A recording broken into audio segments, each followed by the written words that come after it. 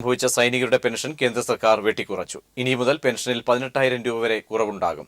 സൈന്യം പാകിസ്ഥാനിൽ surgical attack നടത്തിയ ദിവസം തന്നെയാണ് പെൻഷൻ വെട്ടിക്കുറയ്ക്കാനുള്ള തീരുമാനം കേന്ദ്ര സർക്കാർ കൈക്കൊണ്ടത്.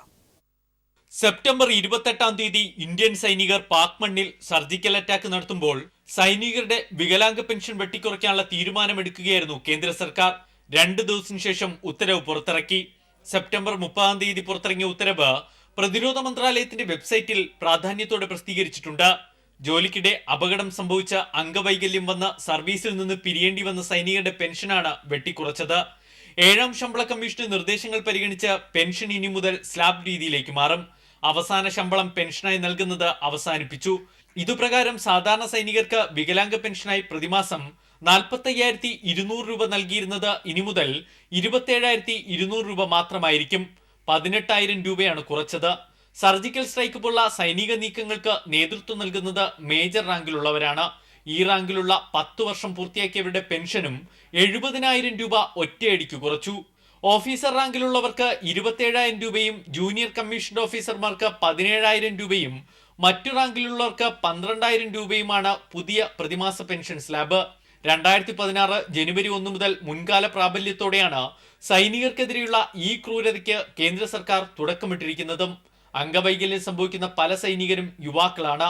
മറ്റൊരു തൊഴിൽ പോലും ഇവർക്ക് ലഭിക്കില്ല. ഇവർക്കും കുടുംബത്തിനും ആകെയുള്ള ആശ്രയം പെൻഷൻ മാത്രമായിരിക്കും. അതിലാണ് കേന്ദ്ര സർക്കാർ കൈവച്ചത്. News bureau, Delhi. കണ്ണൂരിൽ CPM പ്രവർത്തകനെ RSSകാർ വെട്ടിക്കൊലപ്പെടുത്തി. ലോക്കൽ കമ്മിറ്റി അംഗമായ കുഴിച്ചാലിൽ മോഹനാണ് മരിച്ചത്. വെട്ടേറ്റ മറ്റൊരു പ്രവർത്തകൻ അശോകന്റെ നില ഗുരുതരമാണ്. RSS പ്രവർത്തകരെ പ്രതി ചേർത്ത് സമഗ്ര അന്വേഷണം നടത്തണമെന്ന് PJ രാജൻ ആവശ്യപ്പെട്ടു. കൊലപാതകത്തിൽ പ്രതിഷേധിച്ച് കണ്ണൂർ ജില്ലയിൽ നാളെ രാവിലെ 6 മണി മുതൽ ഹർത്താൽ ആചരിക്കും. രാവിലെ 10 മണിയോടെയാണ് ആയുധങ്ങളുമായെത്തിയ RSS സംഘം CPIM പടുവിലായി ലോക്കൽ കമ്മിറ്റി അംഗം കുഴിച്ചാലിൽ മോഹനെ വെട്ടിക്കൊന്നത്. 52 വയസ്സായിരുന്നു.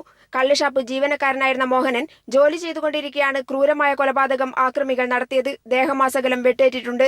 മോഹനെ തലശ്ശേരി കോപ്പറേറ്റീവ് ആശുപത്രിയിൽ എത്തിക്കുമ്പോഴേക്കും മരിച്ചിരുന്നു. മോഹന്റെ കൂടെയുണ്ടായിരുന്ന അശോകനും വെട്ടേറ്റിട്ടുണ്ട്. അശോകനെ തലശ്ശേരി സഹകരണ ആശുപത്രിയിൽ പ്രവേശിപ്പിച്ചു. ക്രൂരമായ കൊലപാതകം ആസൂത്രണം നടത്തിയ RSS നേതൃത്വത്തിനെതിരെ സമഗ്രാന്വേഷണം നടത്തണമെന്ന് CPIM ജില്ലാ സെക്രട്ടറി PJ രാജൻ ആവശ്യപ്പെട്ടു. നാടിന്റെ സമാധാനം തകർക്കുന്നതിന് വേണ്ടി RSS ഒരു ഭീകര പ്രസ്ഥാനമായിട്ടാണ് പ്രവർത്തിച്ചുകൊണ്ടിരിക്കുന്നത്.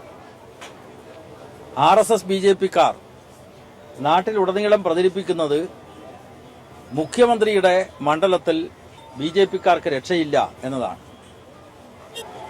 പിണറായിയുടെ മണ്ഡലത്തിൽ നടത്തുന്ന രണ്ടാമത്തെ നിഷ്ഠൂരമായിട്ടുള്ള കൊലപാതകമാണ്.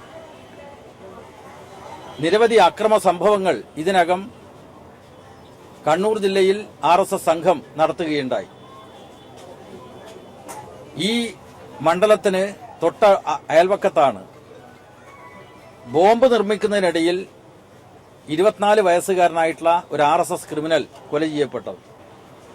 ഈ കൊലക്കേസിന്റെ ഭാഗമായി ഈ കൊലപാതകം ആസൂത്രണം ചെയ്തിട്ടുള്ള RSSന്റെ നേതാക്കളെ കുറിച്ച് അന്വേഷിക്കണം. ആ നേതാക്കളെ പ്രതി ചേർത്തുകൊണ്ട് കേസെടുക്കണം. കൊലപാതകത്തിൽ പ്രതിഷേധിച്ച് നാളെ രാവിലെ 6 മണി മുതൽ വൈകുന്നേരം 6 മണി വരെ കണ്ണൂർ ജില്ലയിൽ CPIM നേതൃത്വത്തിൽ ഹർത്താൽ നടത്തും. മൃതദേഹം കോഴിക്കോട് മെഡിക്കൽ കോളേജ് ആശുപത്രിയിൽ പോസ്റ്റ്മോർട്ടത്തിന് ശേഷം നാളെ രാവിലെ 10 മണിക്ക് വാളാങ്കിച്ചാലിലെ മോഹന്റെ വീട്ടുവളപ്പിൽ സംസ്കരിക്കും. PV Joshila, news bureau, Kannur.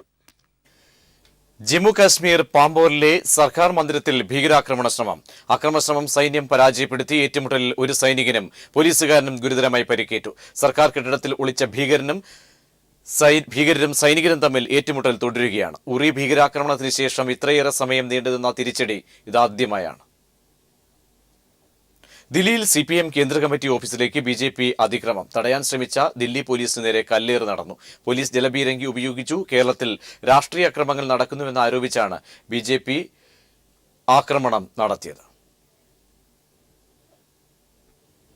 വാർത്തയിലേക്ക്. തമിഴ്നാട് മുഖ്യമന്ത്രി ജയലളിതയെ ഗവർണർ P. സദാശിവം മുഖ്യമന്ത്രി പിണറായി വിജയനും സന്ദർശിച്ചു. ചെന്നൈ അപ്പോളോ ആശുപത്രിയിലെത്തിയായിരുന്നു സന്ദർശനം. ആശുപത്രി മേധാവിയുമായും ഡോക്ടർമാരുമായും മുഖ്യമന്ത്രി സംസാരിച്ചു. തമിഴ്നാട് ധന ആരോഗ്യമന്ത്രിമാരുമായും മുഖ്യമന്ത്രി സംസാരിച്ചു. ജയലളിതയ്ക്ക് വളരെ വേഗത്തിൽ സുഖമാകട്ടെ എന്ന് മുഖ്യമന്ത്രി ആശംസിച്ചു. അതേസമയം ജയലളിതയുടെ ആരോഗ്യസ്ഥിതിയിൽ മാറ്റമില്ലെന്ന് അപ്പോളോ ആശുപത്രി അധികൃതർ വാർത്താക്കുറിപ്പിലൂടെ അറിയിച്ചു. Tamil Nadu Chief Minister and Welfare Commission. Other things we will see some other day. Only that purpose. ബഹുമാനായ ഗവർണർ പറഞ്ഞതുപോലെ ബാക്കി കാര്യങ്ങളൊക്കെ നമുക്ക് പിന്നീട് ചർച്ച ചെയ്യാം. അതാണ് നല്ലത്. നമസ്തേ. മുതിർന്ന CPIM നേതാവ് KK മാമക്കുട്ടി അന്തരിച്ചു. 95 വയസ്സായിരുന്നു. വാർദ്ധക്യ സഹജമായ അസുഖങ്ങളെ തുടർന്ന് തൃശൂരിലെ സ്വകാര്യ ആശുപത്രിയിലായിരുന്നു അന്ത്യം. സംസ്കാരം നാളെ വൈകിട്ട് 3-ന് തൃശൂർ ഊരകത്തെ വീട്ടുവളപ്പിൽ നടക്കും. മാമക്കുട്ടിയുടെ നിര്യാണത്തിൽ CPM സംസ്ഥാന സെക്രട്ടറി കോടിയേരി ബാലകൃഷ്ണൻ അനുശോചനം രേഖപ്പെടുത്തി.